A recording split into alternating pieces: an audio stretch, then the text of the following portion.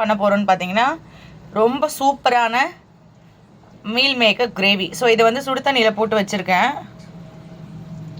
ஒரு 10 மினிட்ஸ் போட்டு வைங்க. அதுக்கப்புறம் பிழிஞ்சிட்டு எடுத்துக்கோங்க.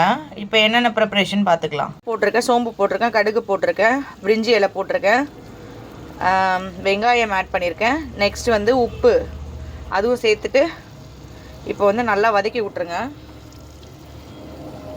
இஞ்சி பூண்டு பேஸ்ட் அப்புறமா தான் போட போகிறோம். இது நல்லா வதங்கினதுக்கப்புறமா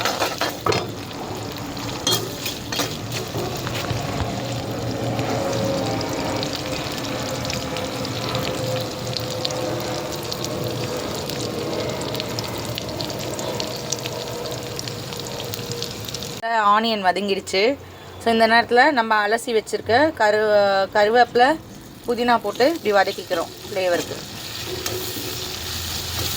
வாசம் நல்லா கமக்குது. ஸோ கழுவி 2 துங்கா கட் பண்ணி வச்சுருக்க பச்சை மிளகாய் போட்டுக்கிறோம். கொத்தமல்லி கொஞ்சம் போட்டுக்கோங்க. தக்காளி அரைச்சி வச்சுக்கோங்க, அப்போ தான் இதுவாக இருக்கும். நல்லா வதக்கி விடுங்க.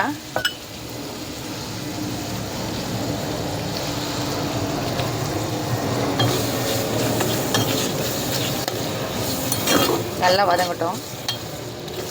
அதுக்கப்புறம் நம்ம கழுவி தக்காளி வந்து அரைச்சி வச்சுக்கோங்க. இது அரைச்சி வச்சுருக்கேன், இந்த மாதிரி இடித்து வச்சுருக்கேன். ஸோ இதை வந்து இந்த டைமில் ஆட் பண்ணிக்கலாம். நீங்கள் மிக்சிலேயே அரைச்சி வச்சுக்கலாம், அது உங்கள் இஷ்டம் தான். இது இடித்து போட்டால் கொஞ்சம் இதுவாக இருக்கும், ஃப்ரெஷ்ஷாக இருக்கும்.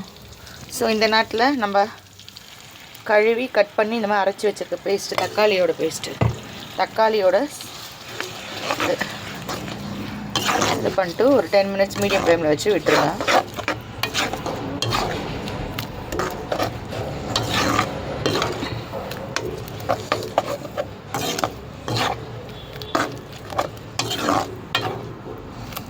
மூடி போட்டு மூடி வச்சுருங்க 10 மினிட்ஸ்.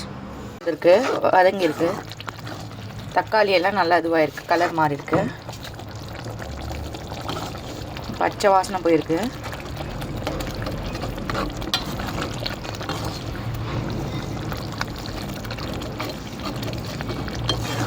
இந்த நேரத்தில் கலரி விடுங்க.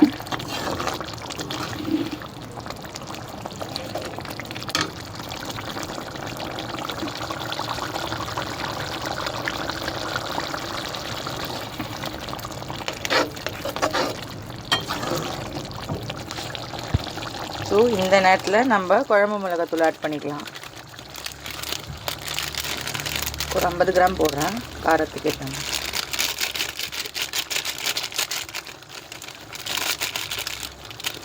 அடுப்பு மீடியம் ஃப்ளேமில் வச்சுருங்க, தீ குறையும். இதை நல்லா கலரி விடுங்க. ஒரு 5 மினிட்ஸ் விடுங்க, பச்சை வாசனை போகணும். நல்லா கலரி விடுங்க. கொத்தமல்லி இருந்தால் கொஞ்சம் ஆட் பண்ணிக்கோங்க. கலரி விட்டு பச்சை வாசனை போட்டோம். அதுக்கப்புறம் தான் நம்ம மீல் மேக்கர் ஆட் பண்ண போகிறோம். ஸோ இது மிளகாத்தூள் போட்டிருக்கோம், நல்லா கலரி விடுங்க. அப்படி தக்காளி நல்லா வதங்கிடுச்சு. ஸோ இந்த நேரத்தில் நம்ம மீல் மேக்கர் ஆட் பண்ணிக்கலாம். இன்னும் ஒரு 5 மினிட்ஸ் அப்படியே வதக்கி விடுங்க. அதுக்கப்புறமா நம்ம மீல் மேக்கர் ஆட் பண்ண போகிறோம். சரிங்களா? ஆல்ரெடி சுடு தண்ணியில் போட்டு எடுத்து வச்சுருக்கேன் மீல் மேக்கர். எண்ணெய் பிரிஞ்சு வரணும், அதுக்கப்புறம் தான் நம்ம மீல் மேக்கர் ஆட் பண்ண போகிறோம். சரிங்களா? ஒரு 5 மினிட்ஸ் விட்டுருங்க. சுடு தண்ணியில் போட்டு எடுத்து வச்சுருக்கேன் மீல் மேக்கர் நல்லா அப்படி பிழிஞ்சுக்கோங்க. தண்ணி இருக்கக்கூடாது. பிழிஞ்சு இதில் போடுங்க. இதில் போடுங்க, நல்லா பிழிஞ்சுக்கோங்க. சுடு தண்ணியில் 10 நிமிஷம் 10 to 15 மினிட்ஸ் போட்டு வச்சுருக்கேன். ஸோ நல்லா அப்படி பிழிங்க. மறுபடியும் அதில் போடும்.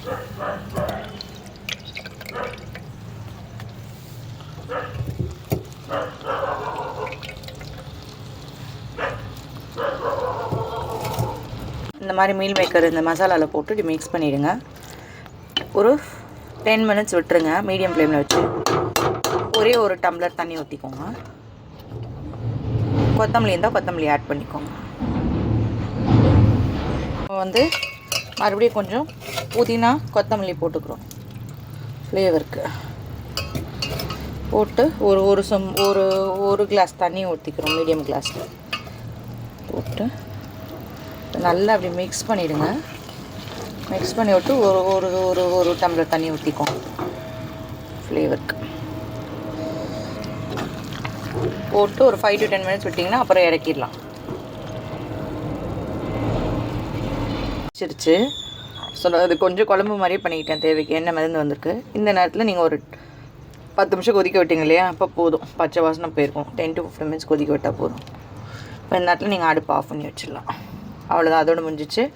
இதை செஞ்சு பார்த்துட்டு மறக்காமல் கமெண்ட் செக்ஷனில் கமெண்ட் பண்ணுங்கள் ஃப்ரெண்ட்ஸ். லைக் பண்ணுங்கள், ஷேர் பண்ணுங்கள், மறக்காமல் சப்ஸ்கிரைப் பண்ணுங்கள். தேங்க்யூ. சொல்லுமா.